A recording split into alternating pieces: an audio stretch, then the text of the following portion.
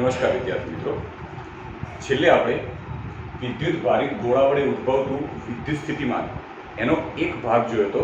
એટલે કે વિદ્યુત ભારિત ગોળા તરીકે જો પોલો ગોળો હોય તો પોલા ગોળાની અંદર એની સપાટી ઉપર અને એના બહારના ભાગમાં વિદ્યુત સ્થિતિમાન કેટલું હોય એ આપણે જોયું. તો ફટાફટ આપણે એના સૂત્રો જોઈ લઈએ. તો ગોળાની જે અંદરનો ભાગ છે, સપાટીવાળો ભાગ અને બહારનો ભાગ, આ ત્રણ ભાગ માટે આપણે વિદ્યુત સ્થિતિમાનના સૂત્રો જોયા હતા. તો સૌથી પહેલા બહારના ભાગ માટે આપણે જોયું હતું તો મળ્યું હતું V બરાબર KQ ભાગ્યા સ્મોલ r. સપાટી અને અંદરના બંને ભાગ માટે એક જ સૂત્ર મળ્યું હતું, તો એ હતું V બરાબર KQ ભાગ્યા કેપિટલ R. તો આ બંને સૂત્રો કોઈ પોલો ગોળો હોય એ પોલા ગોળા ઉપર વિદ્યુત ભાર નિયમિત રીતે વિતરિત કરેલો હોય તો એના માટે ગોળાની અંદરના ભાગમાં, સપાટી પર અને બહારના ભાગમાં વિદ્યુત સ્થિતિમાન કેટલું હોય તો આપણે આ સૂત્રો જોયા હતા, સાબિત કર્યા હતા. અને મેં તમને કીધું હતું કે જીનીટ જેવી એક્ઝામ માટે આ સૂત્રો તમને બુકમાં સીધા આપ્યા છે, પણ જીનીટ જેવી એક્ઝામ માટે આ સૂત્રો જો તમે લોજિકલ સાબિત કરો તો તમને ઇઝીલી સમજણ પડે, અન્ડરસ્ટેન્ડ થાય. ઓકે, હવે આપણે કેસ નંબર 2 લઈએ. આ છે કેસ નંબર 2, બીજો ભાગ. કેસ નંબર 2 બીજો પાર્ટ. બીજો પાર્ટમાં શું કે હવે ગોળા તરીકે આપણે નક્કર ગોળો લઈએ અને નક્કર ગોળા માટે આપણે વિદ્યુત સ્થિતિમાન મેળવવાનો પ્રયત્ન કરીએ. જેમ પોલા ગોળામાં આપણે અંદરના ભાગમાં, સપાટી ઉપર અને બહારના ભાગમાં ત્રણ ભાગ માટે આપણે વિદ્યુત સ્થિતિમાન મેળવ્યું હતું, સેમ એવી રીતે વિદ્યુત ભારિત ગોળો તરીકે નક્કર ગોળો લઈએ અને એના માટે પણ અંદરના, સપાટી ઉપરના અને બહારના ભાગ માટે વિદ્યુત સ્થિતિમાન મેળવવાનો પ્રયત્ન કરીએ. ચલો, નક્કર ગોળો એક લઈ લઈએ. આખા જ દ્રવ્યનો, બધી જગ્યાએ દ્રવ્ય ભરેલો છે એવો એક નક્કર ગોળો લઈ લઈએ અને એના અંદર વિદ્યુત ભાર નિયમિત રીતે વિતરિત થયેલો છે એવી એક ધારણા કરી લઈએ.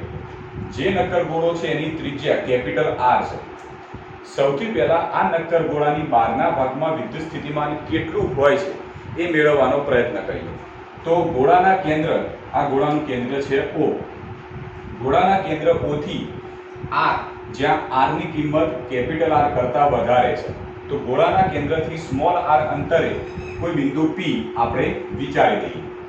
આપણે આ બિંદુ P આગળનું વિદ્યુત સ્થિતિમાન Vp શોધવું છે.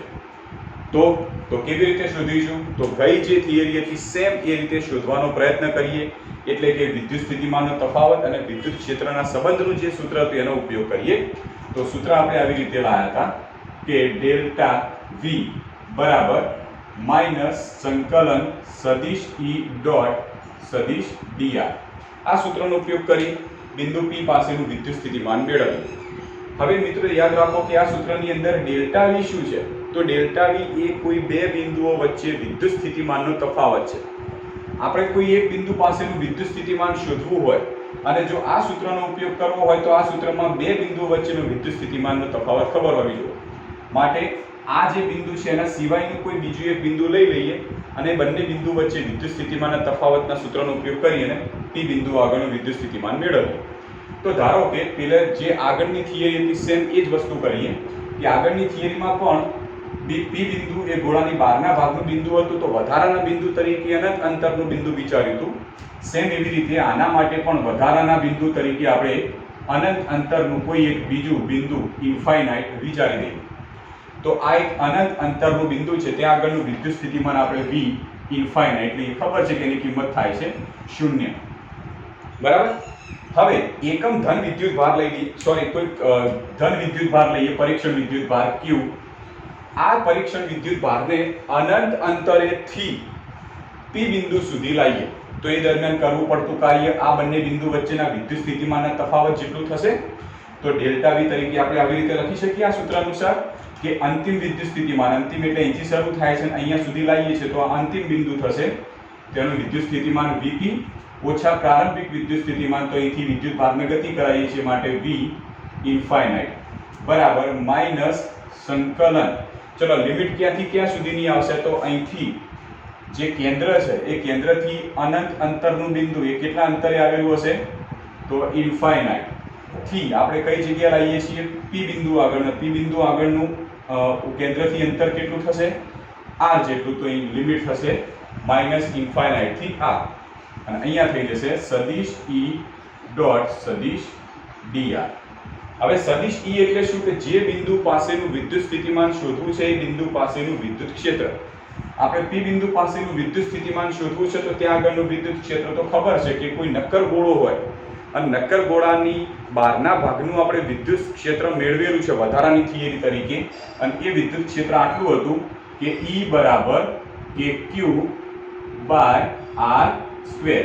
આ સૂત્ર અનુસારનું વિદ્યુત ક્ષેત્ર બહારના ભાગમાં હોય એ વખતે જે વધારાની થિયરી તરીકે આપણે થિયરી ચલાવી એનો આપણે અહીંયા ઉપયોગ કર્યો. એટલે જે થિયરી ચલાવીએ છીએ કોઈ વધારાની ફેંકી દેવાની નહીં હોતી, એનો આપણે આગળ ઉપયોગ કરતા રહીશું. તો વિદ્યુત ક્ષેત્રની કિંમત મળી ગઈ.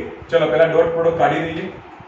તો ધેરફોર Vp ઓછા આ કિંમત તો શૂન્ય થઈ જશે બરાબર માઇનસ સંકલન ઇન્ફાઇનાઇટ થી r, અને આ થઈ જશે E dr cos થીટા તરીકે. ખબર છે કે આગળની થિયરીમાં જોઈ તો કે cos થીટાની કિંમત કેટલી લીધી હતી? થીટા તરીકે 0 ડિગ્રી. કારણ કે આ વિદ્યુત ક્ષેત્ર એ આપણે વાસ્તવમાં વિદ્યુત ક્ષેત્રની વિરુદ્ધમાં કાર્ય કરીએ છીએ, એટલે બાહ્ય બળના લીધે કાર્ય કરીએ છીએ, અને બાહ્ય બળનું સ્થાનાંતર એક જ દિશામાં થશે, માટે ખૂણો થશે 0. Therefore Vp બરાબર માઇનસ સંકલન ઇન્ફાઇનાઇટ થી r. આ કિંમત તો 1 થઈ ગઈ, તો આ થશે કિંમત E dr. ચલો એની કિંમત આપણે વિદ્યુત ક્ષેત્ર મૂકી દઈએ. તો therefore Vp બરાબર માઇનસ E તરીકે સંકલન ઇન્ફાઇનાઇટ થી r kq by r square into dr. therefore Vp બરાબર, ચલો Vp બરાબર કિંમત આપણે kq તો બહાર લઈ લઈએ, અચળ છે તો માઇનસ kq અહીંયા લઈ લઈએ, તો સંકલન ઇન્ફાઇનાઇટ થી r અને 1/r સ્ક્વેર ઇન્ટુ dr. હવે આપણને ખબર છે કે 1/r સ્ક્વેર એટલે કેટલું થાય? 1/r સ્ક્વેર નું સંકલન થશે Vp બરાબર માઇનસ kq m ના m, અને ગઈકાલે જોઈતું કે 1/r સ્ક્વેર નું સંકલન થશે માઇનસ 1/r અને લિમિટ ઇન્ફાઇનાઇટ થી r સુધી. therefore Vp બરાબર માઇનસ માઇનસ માઇનસ ચિહ્ન બહાર લઈ લો, પ્લસ થઈ જવાના, તો kq m ના m. હવે r તરીકે અપર લિમિટ, r તરીકે લોઅર લિમિટ. અપર લિમિટ આવશે 1/r, લોઅર લિમિટ આવશે 1/ઇન્ફાઇનાઇટ. therefore Vp બરાબર આ તો કિંમત 1/ઇન્ફાઇનાઇટ એટલે 0, તો 1/r જ વધ્યા, તો કિંમત મળી kq બાય સ્મોલ r. તો આ સૂત્ર તમે જુઓ, આ સૂત્ર આગળ આવી ગયું. હા, પોલા ગોળા માટે બહારના ભાગમાં જે વિદ્યુત સ્થિતિમાન હતું એ જ નક્કર ગોળા માટે મળ્યું. પોલા ગોળામાં ગોળાની બહારના ભાગમાં જે વિદ્યુત સ્થિતિમાન હતું એ જ કિંમત મળી નક્કર ગોળા માટે બહારના ભાગમાં વિદ્યુત સ્થિતિમાન. બરાબર છે. હવે આપણે કામ કરીએ કે આપણે નક્કર ગોળાની બહારના ભાગમાં r અંતરે આવેલા બિંદુ પાસે વિદ્યુત સ્થિતિમાન તો મેળવી દીધું. માની લો કે આ P બિંદુ બહારના ભાગમાં નહીં પણ સપાટી ઉપર, ગોળાની સપાટી ઉપર હોય તો ગોળાની સપાટી ઉપર હોય તો સૂત્રમાં ફેરફાર શું થશે? તો જો P બિંદુ આપણે ધીમે કરતા સપાટી ઉપર લાવી દઈએ તો અંતર r ઘટતું ત્રિજ્યા r જેટલું થઈ જશે. તો આ સૂત્રમાં ફેરફાર કેટલો થશે કે ગોળાની સપાટી પર વિદ્યુત સ્થિતિમાન માટે શું થશે? અહીંયા આગળ r ની કિંમત કેટલી થઈ જશે? કેપિટલ R થશે. તો કિંમત મૂકી દઈએ. તો સપાટી ઉપર એટલે vs કહી દઈએ, સરફેસ એટલે સપાટી ઉપર આપણે વિચારી લઈએ. તો સૂત્ર થશે kq ભાગ્યા કેપિટલ R. તો સપાટી ઉપર વિદ્યુત સ્થિતિમાન કેટલું મળ્યું? kq ભાગ્યા કેપિટલ R. બરાબર છે. બે વસ્તુ શોધી કાઢી. હવે આપણે ત્રીજો પોઈન્ટ લઈએ કે ગોળાની અંદરના ભાગમાં વિદ્યુત સ્થિતિમાન કેટલું થશે. તો ગોળાની અંદરના ભાગમાં વિદ્યુત સ્થિતિમાન માટે આપણે ફરીથી બીજી આકૃતિ દોરી દઈએ. તો અહીંયા આગળ એક બીજી આકૃતિ ગોળો દોરી દઈએ. નક્કર ગોળો છે.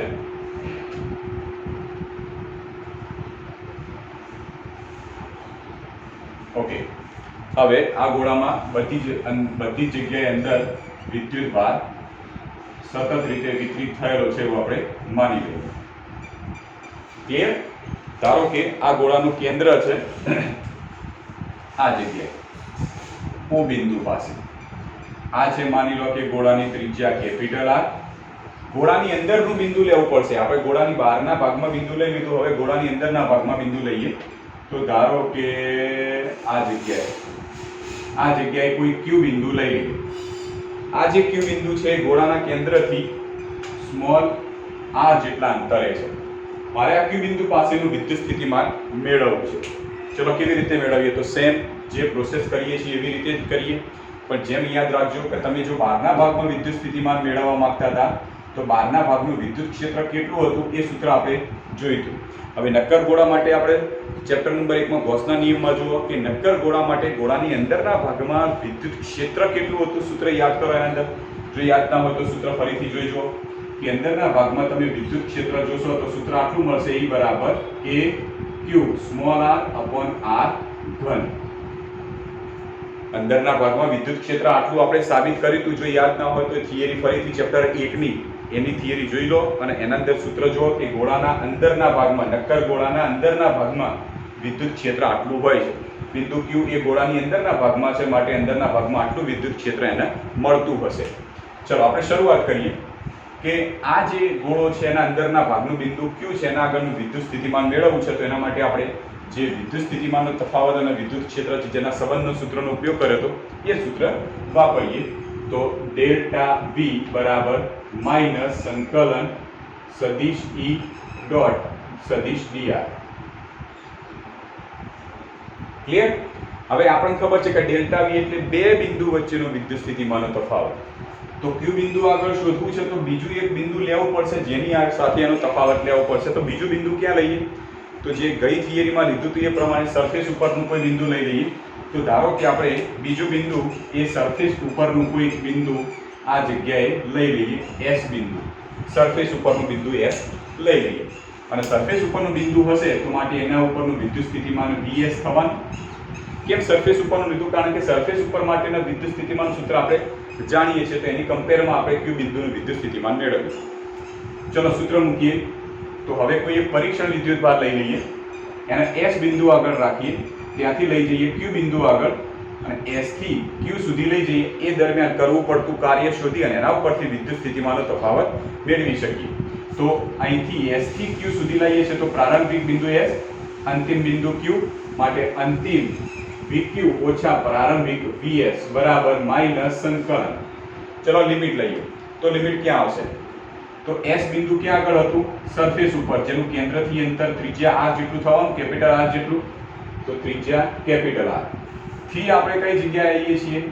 Q બિંદુ આગળ. અને Q બિંદુનું કેન્દ્રથી અંતર સ્મોલ r છે તો અહીંયા થશે સ્મોલ r ઇન્ટુ સદિશ E ડોટ સદિશ dr.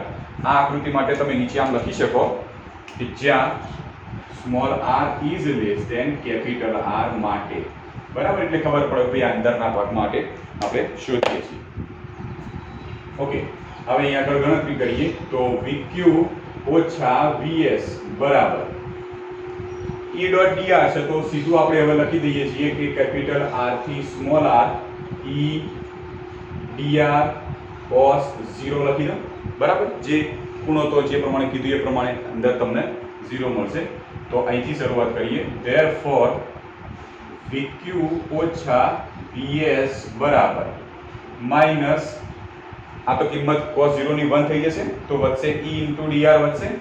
તો સંકલન R થી small r E dr.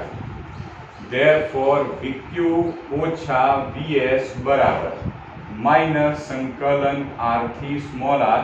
E ની કિંમત મૂકી દઈએ અંદરના ભાગમાં વિદ્યુત ક્ષેત્ર કેટલું છે કે Q small r upon capital R ઘન. કે Q small r upon capital R ઘન ઇન્ટુ dr. therefore VQ ઓછા VS બરાબર કઈ રાશિ અચળ થશે? તો K અચળ રહેશે, Q પણ અચળ. R એ ગોળાની ત્રિજ્યા છે. તમે Q બિંદુ ગમે તે જગ્યાએ મૂકશો ગોળાની ત્રિજ્યા તો અચળ રહેશે, પણ સ્મોલ r એ ગોળાનું આ જે બિંદુ Q નું સ્થાન બદલશો તો Q R ની કિંમત બદલશે તો અચળ આવશે K Q અપોન R ઘન અને વધશે શું? ફક્ત R થી small r R into dr. therefore VQ minus VS બરાબર okay minus KQ upon R ઘન હવે r નું સંકલન આ રીતે હોય કે સંકલન r into dr, તો આનું સંકલન થાય r² / 2, તો આ થઈ જશે r² / 2 અને લિમિટ આવશે કેપિટલ R થી સ્મોલ r સુધી. હવે અહીંયા આ બાજુમાં થોડો ભાગ લખીએ છીએ.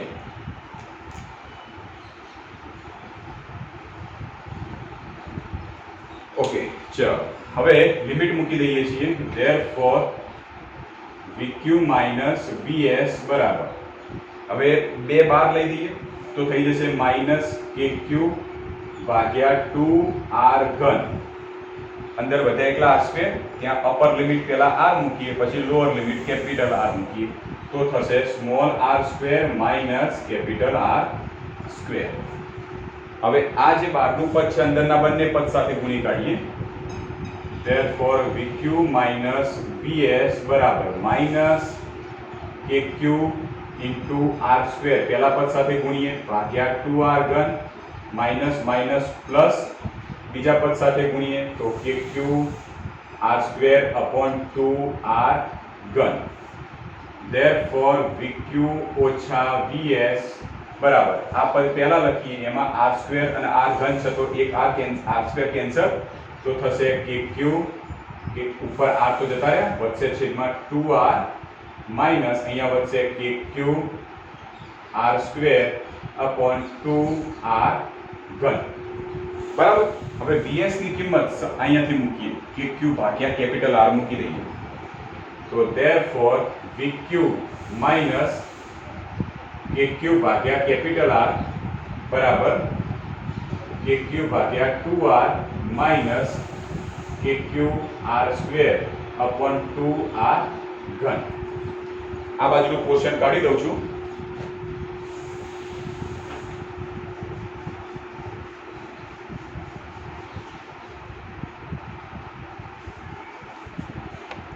તો વચ્ચે therefore vq બરાબર, આ માઇનસ વાળું પદ આખું પેલી બાર લઈ જાઓ તો પ્લસ થઈ જશે, તો રહેશે kq ભાગ્યા r, આ પ્લસ હતા બીજું પદ તો પ્લસ kq ભાગ્યા 2r, છેલ્લું પદ kq r² ભાગ્યા 2r3.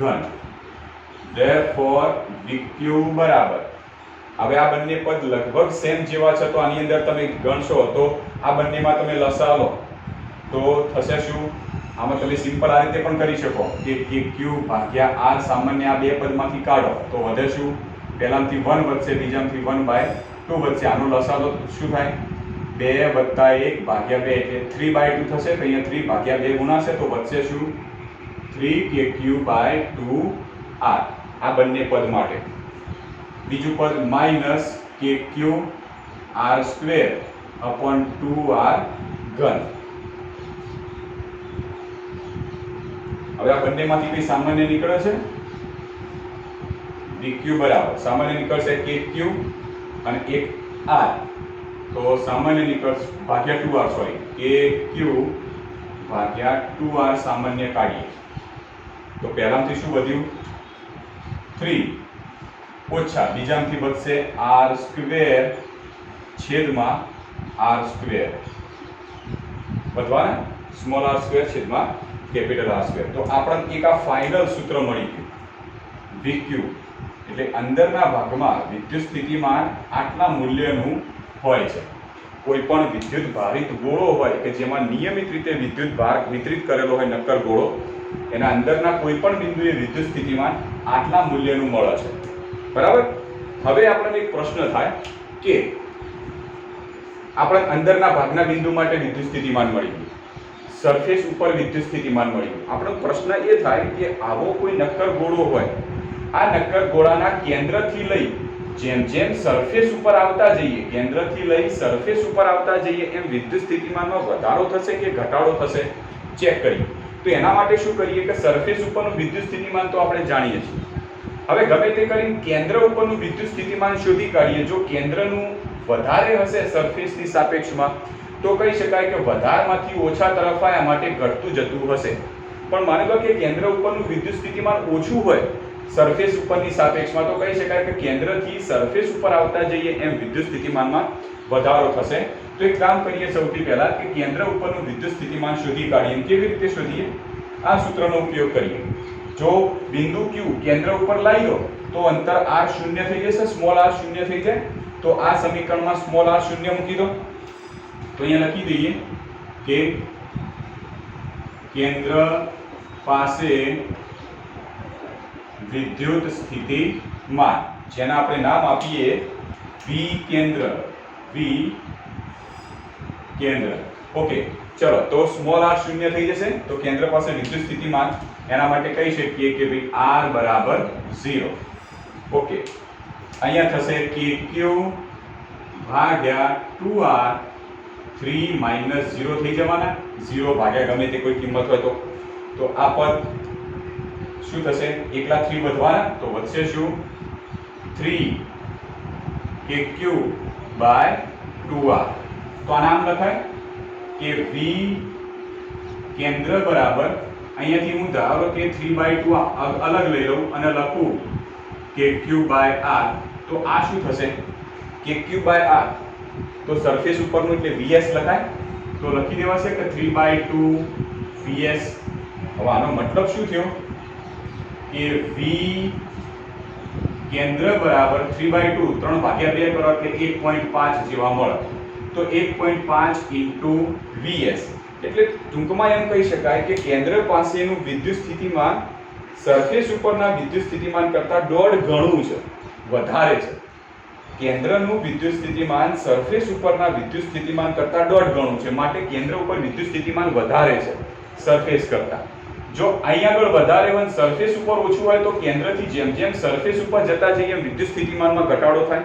ટૂંકમાં એમ કહી શકાય કે સ્મોલ r ની કિંમત જેમ જેમ વધતી જાય એમ એમ વિદ્યુત સ્થિતિમાનમાં ઘટાડો આવશે. તો એક પોઈન્ટ આપણો લખવો છે. તો એક પોઈન્ટ આપણે લખીએ. ક્યાં લખીએ? આ જગ્યાએ ના, આની થોડી જગ્યા દેખાય છે ત્યાં લખી દઈએ. હા, આટલા લખી દઈએ. બરાબર, નોટ કરીને લખજો. મોસ્ટ આઈએમપી નોટ છે કે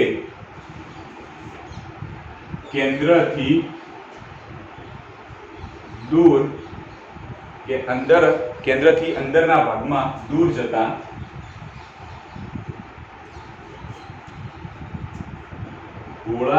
ગોળાની અંદર કેન્દ્રથી દૂર જતા વિદ્યુત સ્થિતિમાન ઘટે છે. આ MCQ માં પૂછાય પ્રશ્ન કે ગોળાની અંદર કેન્દ્રથી, કોઈ ગોળો એટલે નક્કર ગોળો, બરાબર, આગળ નક્કર ગોળો એવું લખી દેજો, નક્કર ગોળો. તો ગોળાના અંદરના ભાગમાં કેન્દ્રથી તમે જેમ જેમ દૂર જો છો એમ એમ વિદ્યુત સ્થિતિમાન ઘટે છે. તો વિદ્યુત ક્ષેત્ર ઉપર શું અસર થતી હશે? શું વિદ્યુત ક્ષેત્ર વધતું હશે કે ઘટતું હશે? એ ચેક કરવા માટે થોડો પોર્શન કાઢી દઈએ તો થોડી વધારે ડીપમાં સમજણ પડશે. તો અહીંયાથી આટલો ભાગ કાઢી દઉં છું. આ ઉપરનો જ ભાગ કાઢી દઈએ આપણે એટલે વ્યવસ્થિત સમજાય. ચલો બધું ફરીથી લખીએ. હમણાં વિધાન આપણે શું લાયા કે નોટ એમ કરીને લખીએ. નક્કર ગોળાની અંદર કેન્દ્રથી દૂર જતા વિદ્યુત સ્થિતિમાનમાં ઘટાડો થાય છે. એટલે મતલબ કેન્દ્રથી તમે દૂર સરફેસ સુધી આવો તો વિદ્યુત સ્થિતિમાનમાં ઘટાડો થાય. તો વિદ્યુત ક્ષેત્ર ઉપર શું અસર થાય? તો વિચારો કે અંદરના ભાગમાં વિદ્યુત ક્ષેત્રનું સૂત્ર આટલું છે, અંદરના ભાગમાં વિદ્યુત સ્થિતિમાનનું આ છે, જ્યારે વિદ્યુત ક્ષેત્રનું સૂત્ર આ છે. શું આ સૂત્ર પરથી આપણે કહી શકીએ કે E ચલે છે r, એટલે વિદ્યુત ક્ષેત્ર અંતર ઉપર આધાર રાખે છે. હવે તમે જેમ જેમ અંતરની કિંમત વધારશો, આ કિંમત વધશે તો વિદ્યુત ક્ષેત્રમાં વધારો થશે. તો અહીંયા લખી શકીએ જ્યારે E ચલે છે r અનુસાર વિદ્યુત ક્ષેત્રમાં વધારો થાય છે. તો આ જે નોટ રહી એ MCQ માટે મોસ્ટ IMP નોટ થશે. બરાબર. હવે MCQ સિસ્ટમ આવી ગયેલી છે, માટે આ જે નોટ છે એ તમારે વ્યવસ્થિત જે પણ નોટ તમને ઇમ્પોર્ટન્ટ લાગે એ હાંસિયામાં લખો, બહુ વ્યવસ્થિત રીતે લખો. અને જ્યારે તમે વાંચે જો, વારે ઘડીએ વાગોળે જો, ત્યારે આ નોટ ઉપર વધારે ફોકસ કરવા. તો આપણે આવી રીતે કોઈ નક્કર ગોળો હોય તો એ નક્કર ગોળાના લીધે ઉદ્ભવતું વિદ્યુત સ્થિતિમાન કેટલું છે એ આપણે અંદરના, બહારના અને સરફેસ ઉપર કેટલું થાય આપણે મેળવી શકીએ. બરાબર છે. તો આ પોઈન્ટ હતો કોઈ વિદ્યુત ભારિત ગોળા માટે વિદ્યુત સ્થિતિમાન કેટલું થાય એના માટેનો G નીટનો પોઈન્ટ. મિત્રો યાદ રાખો કે આ જે સાબિતી છે, હવે હું તમને કહું કે આ જે સાબિતી રહી, જે JEE મેઇન કરતાં JEE એડવાન્સની જે એક્ઝામ આવશે, JEE એડવાન્સની એક્ઝામ જે લોકો આપતા હોય એના માટે આ સાબિતી મોસ્ટ ઇમ્પોર્ટન્ટ છે. એમના લોજિકલી સારી રીતે સમજવું જરૂરી છે. JEE એડવાન્સ લેવલનું છે, મેઇનમાં તો આટલું બધું નહીં આવતું, એડવાન્સ લેવલનું છે, માટે તૈયારી વ્યવસ્થિત કરવાની. JEE મેઇન પણ ક્લિયર કરવાની છે આપણે, અને એડવાન્સ સુધી આપણે પહોંચવાનું છે. બરાબર છે. ઓકે.